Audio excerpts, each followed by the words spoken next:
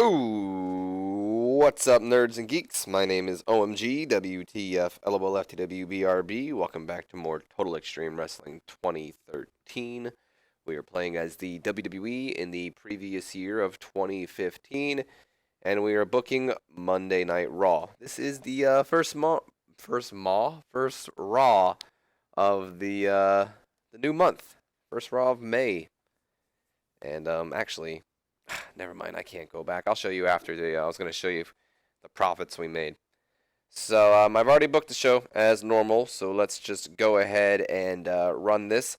I do want to apologize ahead in advance if I do sound tired to any of you, if I come across tired in this video, because I am a little tired. It is 2:30 in the morning, if you can't tell by the time down there, and yeah, but I wanted to get this up.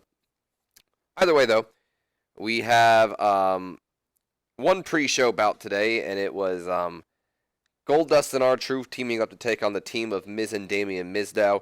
I did this because WWE's been running, Goldust and Truth kind of angles where they're gonna, team up to be Gold and Truth. Looks like I won't be doing that, but we'll get to that in a second. Altogether, it did do a 62C, so that's pretty good. And I did end up giving the victory to Damian Mizdow, and he got it with the skull-crushing finale. So the reason I won't be doing Golden Truth, despite the fact that I'm really enjoying the angles on SmackDown, is because Goldust and R-Truth have absolutely zero chemistry as partners. So the one thing that probably would have saved you guys from being jobbers is not happening. So sorry, guys. Either way, though, the normal, no, honestly, Truth is improving in Rumble and Goldust is improving in performance. So there's that. But nothing too special. The only pre-show match, I didn't really have anybody else in mind. So moving on, we open up the show with the Authority, of course, in the ring. This starts with a 78B. Triple H and Seth Rollins starting off the show in the middle of the ring. They both begin to talk about tonight and how tonight is the night that Seth Rollins will finally get rid of Randy Orton once and for all. Triple H hypes up the main event, stating that the WWE Championship will be on the line. And Rollins begins to poke fun at Orton's expense, calling Orton a sore loser and a crybaby since he didn't get his way. But that's okay, because tonight I once again prove WrestleMania was not a fluke. A lot of spelling errors and errors in here in general, so don't look at this. WrestleMania was a fluke when I beat you fair and square and walked out of that crap town still your WWE champ. What the hell? Okay. Tonight, I prove once again that WrestleMania was not only a fluke, was not a fluke. And when I beat you fair and square tonight, pretty much, I wrote that really wrong. Him pretty much, saying how he's going to walk out as champion tonight. Ambrose's music interrupts, and, Triple H is furious. And Ambrose gets on the mic and he says he only has 2 regrets in his life. And one regret was trusting that slimy bastard Seth Rollins. And his other regret was not being there to make sure Seth Rollins couldn't cash in on his opportunity to make sure he didn't become the WWE champion. And that's, because at WrestleMania he was powerbombed through that ladder, so Rollins was able to take advantage of, Ambrose not being there. And he says, but you can bet your damn ass tonight that I am going to be at that ringside, and I'm going to make sure you don't walk out as WWE champion tonight. And then Triple H says, well, that's going to be a little hard when you're too busy at the hospital, when all of a sudden you have Rusev attack him from behind and start beating down on Ambrose. And it's not announced, but it's kind of hinted that Rusev is a new member of the Authority here. And I'm very satisfied with this angle. Got a 78B. That's actually pretty amazing. And this leads into our opening match of the night, which is Rusev versus Dean Ambrose. We do a 67C+. Would have liked to see a B-, but what can you do? Some good action and average heat. Rusev defeating Ambrose with the super kick after interference from the Big Show. So I can just, imagine like Lana distracting the referee and Big Show races down and gets a knockout, a quick little, like, not a knockout punch, but a quick little jab on Ambrose, which makes him stumble, and he turns into a super kick from Rusev, which just, allows Rusev to get the victory. So, like I said, it's not been announced, but it's being implied right now that Rusev's a member of the Authority. I mean, he attacked Ambrose, and now Big Show's, interfering. But then again, it could just be coincidental. We'll see as the night goes on, shall we? Although I think we all know where this is going. We didn't see John Cena walking to the arena a little early, but 79B. We'll see what's happening here. Cena then comes to the ringside, gets an 84B+. Love the promo. Music of John Cena hits, and the champ is here. He races down the entranceway towards the ring, takes the mic and asks the crowd how they're doing tonight, and continues to hype up the crowd until he begins to talk about last week's attack. Sheamus, I watched SmackDown and I heard your reasoning. If you wanted to fight, you didn't have to attack me from behind. I mean, it's not like I don't host an open challenge every week. But look, I hear you, dog. I do. You want another shot, and I'd be glad to give it to you. But why wait until Payback? Why don't we do it right here, right now, because the U.S. Open Challenge starts now. And Sheamus, I don't like to play favorites, but I hope you accept because I got a fist waiting to punch you in the face. So not only is Cena, doing the Open Challenge right now, but he's also kind of cutting a little bit of a promo on Sheamus, continuing that storyline along. Unfortunately for John Cena, Sheamus isn't the one who's accepting. Bad News Barrett's music hits, and he comes out with a mic and he says his classic line, I'm afraid I've got some bad news. You see, John, Sheamus won't be accepting your challenge tonight because that honor belongs to me. And when I beat you tonight, I'll go into Payback and I'll beat that thief Daniel Bryan for my Intercontinental title, and then I'll unify the two belts and reign supreme as the champion of Earth. Then Cena replies, saying, that sucks. I was really looking forward to kicking Sheamus' ass, but Daniel Bryan is a good friend of mine. It would be such a waste to not use this fist to punch someone in the face after I warmed it up and everything. So I'm going to do my friend a favor, and I'm going to use this fist on your face, so neither me or him have to hear you sprout your stupid news anymore. So just a little bit of a back and forth between Barrett and Cena, which kind of, Barrett throws a jab at Bryan and, also throwing a jab at Cena while he's accepting the challenge. And, Cena kind of throwing some jabs back. Again, which would have liked to seen us do better, especially with Cena in here. Kind of a B- would have been great. But, again, Bad News Barrett helped, bringing us down. Let's see if it tells us. Falling flat, that's about it. Poor gimmick from Cena, and Barrett's got a poor gimmick. All right, that's about it. So we then go on to our match. This has a 77B. Freaking fantastic. Great action and a good crowd. Cena defeating Barrett in 10 minutes and 8 seconds. When Bad News Barrett was disqualified, that the Sheamus ran and attacked. So I can see, I'm imagining Cena with Barrett on his shoulders when Sheamus comes in, and then a brogue kick to, Cena as he has Barrett on his shoulders getting ready for the Attitude Adjustment. Cena did make defense number 6 of his title, and Cena's improving in technical, and Barrett is improving in Rumble. And then Barrett and Sheamus start to beat down on the champ until Daniel Bryan comes out and makes the save, chasing off the two Englishmen, or I guess Sheamus is an Englishman, he's an Irishman, but the Europeans, I guess. And that does a 79B, that also a really good grade. But then again, we have freaking John Cena and Daniel Bryan in the same ring. So Daniel Bryan making the save, and Barrett not coming out looking good here. It's no good. Either way, we then go to Roman Reigns, who's just doing a generic interview, hyping up his match against Eric Rowan. I just threw this in later on in the show because I needed more time to fill up, so that's why it doesn't really have much story to it, because I wasn't really planning on doing this. But we proved that, got a little progression in the show there. We then go to a quick little match here. Neville getting some TV time, continuing the push of Neville, trying to get him up into that mid-card status, defeating Fandango with the red arrow in 7 minutes and 7 seconds. Definitely would have liked to see this match do a little bit better than a 49D+, but since it is based on popularity, I can't complain. Neville is improving in performance, though. That's awesome. And then Neville has a bad gimmick, so you might want to check that out, see if we can help him there. And then Randy Orton's backstage preparing for his title match later tonight when Dolph Ziggler approaches him and he says, look, I know you and me have never been friends. In fact, we've been enemies more than we've been friends. But I think we can both agree that we hate the Authority. And I know that they're going to do whatever it takes to make sure you don't walk out WWE Champion tonight. And well, with Ruru's attack on my buddy Dean earlier, you may need all the help you can get. So basically what I'm saying is, I've got your back tonight. And then after that, after you win the title, then, well, I'll be the first one to take a shot at the target on your back. Good luck, champ.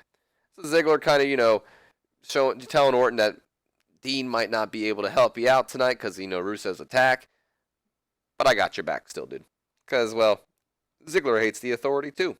71 B minus, not too bad there. And then with the announcers put over the fact that we will see Roman Reigns take on Eric Rowan. And then we see Roman Reigns walking down to the ring. And we go on to our match, which does a 73 B minus. Some good action in average heat. Roman Reigns defeating Eric Rowan with the Superman punch. And interesting enough, Roman Reigns and Eric Rowan have great chemistry, and it showed in their performance. And why I say this is interesting is because Luke Harper and Roman Reigns had no chemistry together. So it's interesting to see that one of the Wyatt family members have good chemistry or great chemistry, and the other one had poor chemistry. But glad to see that these two did well because it's like a little bit of a mini feud here, you know? And Eric Rowan's been pretty surprising, Nerds and Geeks. Like, really surprising me, honestly. 73 B minus also was a pretty good grade for these two, I feel. Definitely wish it could have been better, but not going to complain since I expected a C. Unfortunately for Roman Reigns, despite winning, he gets beaten down by the Wyatts afterwards, so there's that. And then Bo Dallas is out for the next match, and he does his little Bo Leave catchphrase before he is interrupted by the big guy, Ryback, who comes out and has a quick little match, you know, less than 5 minutes, beating Bo Dallas with a meat hook clothesline, gets a 47D, so nothing too fun. Honestly, not good at all. Ryback's going to be kind of disappointing, but then again, I haven't been doing anything with him. So we have AJ Lee. She's being interviewed backstage, and she's asked about Paige's recent attacks and comments about her, and she snatches the mic away from the interviewer, and looks straight into the camera and says, "Paige, I'm not the woman you want to mess with. I'm the best thing going in the Divas division, and I have this for this." She holds up the title when she says this for the 4th time to prove that. "Paige, you've beaten me in the past, but I've beaten you too. And if you want a shot at this title, then sister, I've got no problem embarrassing you again." So just a little bit more fuel to the fire of the AJ Paige feud. And then we have another segment here with Miz and Mizdow backstage. Miz is trying to talk to Mizdow while he just continues to mimic his every move. "Look, Mizdow, when I first hired you, things were going great. But as of late, you've been letting the fame get to you, and it's starting to become a distraction. And my career is at an all-time low. I can't get any new movie deals. I'm not winning anything because you're too," I said, "buddy, too busy pandering to the crowd." And then he just, yells at him, "Can you stop for a moment?" And then finally, Mizdow, stops acting out the part. He goes, "What I'm trying to tell you is that if my career spirals down, so does yours too. And if things don't start to change, you're going to be looking for new employment. Now, do I make myself clear?"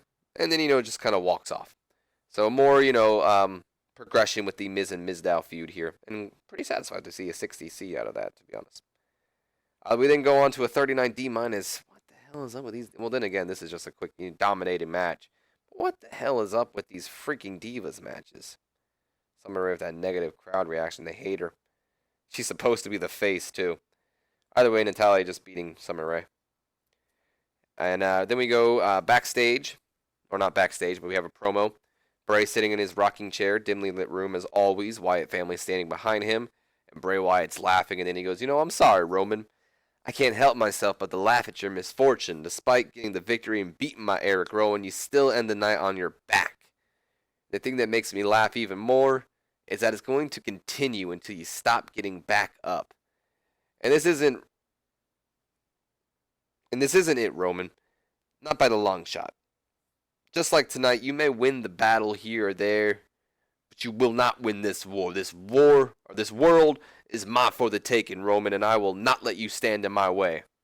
So you got 3 choices, Roman. Keep fighting, stay down, or run.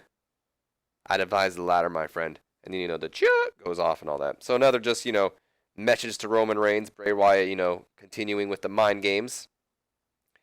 And then we see Dolph Ziggler walking backstage before, out of nowhere, here comes Big Show. Here comes Kane. They're beating the hell out of him, tossing him around, tossing him into the garage, tossing him into, catering tables, beating the hell out of him, taking him out.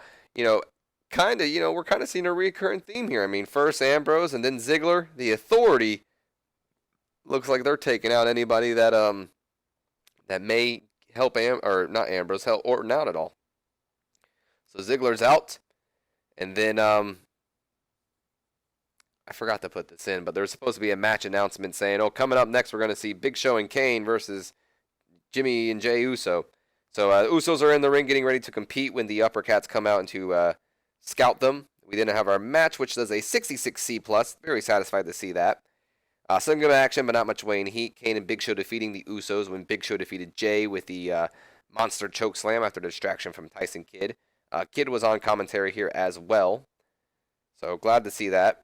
Unfortunately, Jey Uso was off his game, and Kane was really off his game. Thanks a lot, Kane. So, first we had Ambrose, then Ziggler, and now the Usos have been taken out. I don't think Orton has anyone left, Nerds and Geeks. And then John Cena and Daniel Bryan, despite it says come to the ring, they're just backstage. Ignore that. And pretty much laying out the challenge. Barrett, Sheamus, you want some, come get some. Next week on Monday Night Raw, take us on. And let's just go ahead and book that in because whenever I do a challenge, it's pretty much safe to say that it's most likely going to be accepted unless it's not. Which, honestly, that's how it would work anyway, but we're still doing it. There you go, everybody. Next week on Monday Night Raw, Cena and Bryan versus Sheamus and Barrett. Oh, wait. Never mind, not on Raw. I can't do that on Raw because Cena's open challenge. So we're going to do it on SmackDown. So this Sunday, main event. Uh-oh, I feel like I have a tickle in my throat real quick. Uh-oh. Here comes the cough. Where's my mute? Oh, boy. All right. Oh, no, I don't think I got it all. Main event of SmackDown will be Cena and Bryan versus Sheamus and Barrett. So there we go. And then, wow, this does well, too. Triple H just psyching up Rollins for the next match. Rollins is improving in acting, so that's always good. And then our main event of the night gets a 78B. Have to be satisfied with that. Featured great action and a good crowd. Randy Orton defeating Seth Rollins when Seth Rollins was disqualified after Rusev ran and attacked Randy Orton. So, the way I would like to imagine this match happening is, Orton is doing really good. He's taken out Kane and Big Show, so they're out of the equation. They're no longer even here. He's, dealt with the distractions of Cesaro and Kidd and even, taken them out for a little bit. And then I imagine him, going for an RKO on Rollins pushing him off, and then Rusev just a super kick to Randy Orton, and Orton's just kind of like dazed, and as he turns around, Rollins kicks him in the gut and pedigrees him and then pins him for the 1-2-3, excuse me, to give him the victory. Again, don't know why we have this lack of psychology message here, considering that I improved his psychology by quite a lot. 78B, very satisfied with that, and the Authority wins, lol. But that's not the end of it, Nerds and Geeks. So, big angle about to come up here, and just want to prepare you guys. So if you don't want anything to be spoiled and you'd rather kind of be surprised here, close your eyes and just let my voice tell you what's happening. Now, here we go. Wish this would have done better than a 63C, but what can you do? So here we have, Randy Orton just lost. We have Rusev, Seth Rollins, and Cesaro and Tyson Kidd, the Uppercats. They're continuing the beatdown on Randy Orton after the match, just looking to get rid of the Viper. Dean Ambrose and Dolph Ziggler race down to the ring to make the save. Of course, they're selling their injuries. They're hurt, but they're coming down to make the save for Randy Orton. Unfortunately for them, it's still 4-on-3, and they just continue getting beat down. So now it's the Authority beating down on Orton, beating down on Ambrose, beating down on Ziggler. And then all of a sudden, Nerds and Geeks, the lights go out. And you hear over the loudspeaker, riddle me this, riddle me that. Who's afraid of the big black bat? And then the lights go back on, and Sting, the Stinger, the Icon, the Vigilante, the heart and soul of WCW is in the middle of the ring with his back. My God, I hate saying this word. Black bat. For some reason, I want to say back blat. Yeah, he's in the ring with the bat, and he starts swinging at the Authority, taking out Cesaro, taking out Kidd, swings at Rollins, but Rollins leaves the ring, hits Rusev in the gut, hits him over with the baseball bat, And as you know, Rollins is, backpedaling up the entranceway. He points his baseball bat at Rollins to end the show. So the Stinger's returning, nerds and geeks, and I'm pretty stoked about it. I mean, I wish this would have done a little bit better. I think it would have done a little bit better, to be honest, if Sting was there. But Tyson Kidd did perform poorly, which sucks. Come on. How much do I have to do to get him up there? But I'm very satisfied here. This is going to be starting a new rivalry. We are going to be ending the Seth Rollins and Randy Orton rivalry now. And we're going to be starting to book a Orton versus Rusev rivalry. And Rollins is going to move on to a feud with Sting. So I'm going to go ahead and do that on camera after we do this.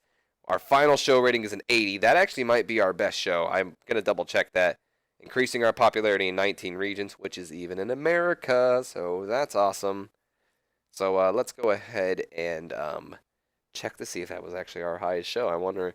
Extreme Rules probably was better than it. Now that I'm thinking about it, I'm almost positive Extreme Rules got like an 80, like an 84, or it was. I'm pretty sure it was a B plus. So, but that was definitely our best Monday Night Raw and our best of the other shows besides pay-per-views.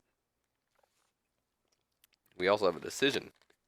I don't remember sending out any contracts.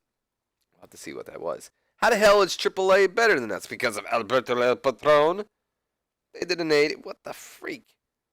Was it a pay-per-view? Yeah, it was a pay-per-view. That's why. Okay, never mind then. I thought it said Rey. Well, it did say Rey Mysterio, but I thought it meant like Rey Mysterio. We all know who I'm talking about. No one knew. Called up some people that were complaining, like, Eva Marie and all that, and Jason Albert. I'll talk about it a little bit more once you get the NXT. By the way, here was the profit we made for April. We made a good amount there. Very satisfied with that profit. But like I said, I wanted to check that real quick. No. Actually, no, that is the same exact grade. So those two are considered tied, if you ask me. And, so Orton and Rollins rank as our number 5th, but I was curious. Yeah, there's Bad News Barrett and Cena. That's what I was curious about. Let's go ahead and do those storylines real quick. So these are all continuing, and we are going to. Kane and Big Show are fairly poor. Sucks for them. Oh, Seth Rollins too. Sucks for him too. Sorry. End this storyline. And we are going to add 2 more. Let's go ahead and do Randy Orton versus Rusev. Randy Orton, Rusev, and Lana. Actually, let's not put Lana in this. Let's just do that. And then let's do Seth Rollins versus Sting. So Seth Rollins and Sting. And there we go. Started those storylines, and now let's go to here. Up, up, up, up, and up on everywhere except for Sky Sports, which somehow was the same rating. Let's see who we're hiring. Oh, this guy. I have no idea who this is, by the way. He looked interesting. He's let's see if he has any characters. He goes by Kid Cyclone in Chikara, if anyone knows him. I feel like he has an interesting look. So, I offered him a developmental deal, and he's taken it. So we are going to put him in there. What are you better as? It says you're good as face, so I'm actually, whatever. You do what you do. So there we go. Also, we're looking to hire Tim Zabisco, who is the son of Larry Zabisco. You know me, nerds and geeks. I love hiring my second gens. Let me preview storyline real quick. I wanted to see. So it ended at a 64, and that was a feud I didn't mean to start, by the way. The Natalia Victoria one. At least not now. Hint, hint, nudge, nudge. Let's auto push real quick. And I'd like to see where Tyson Kidd is. See if he upped at all. Nope, still a mid-carder. Creative meeting, though. Anything new? Nothing there. Nothing there. Nothing there. Nothing. Nothing. Nothing. Orton's hot. That's pretty good. I think Rollins was up here before, but I don't see him anymore. And everyone here is pretty simple. Hidden gems wise, since we've hired some people, only people I'd probably consider would be Silas Young and Jay Lethal. Mason Ryan, he's all right. Matt Hardy and Homicide, though, no, I'm okay. All right, that's gonna do it, Nerds and Geeks. I fairly enjoyed that episode myself. I hope you guys have. Definitely excited to be booking Sting here. It's gonna be interesting. In fact, what I want to do with the Stinger is I want to. Unfortunately, this might remove him from my storyline. You don't have any ring rust, are you sure? Alright, Sting. I trust you, but I am probably gonna go in and edit some of Sting's stats. Not by too much. I'm not gonna make, him like, oh, the best wrestler ever, but I might, help him out a little bit just to up some things here. Either than that, Nerds and Geeks, I don't got much else to say. So my name's NOMGWTFLOFTWBRB. I'll see you guys for Friday Night SmackDown. So until then, have a good one.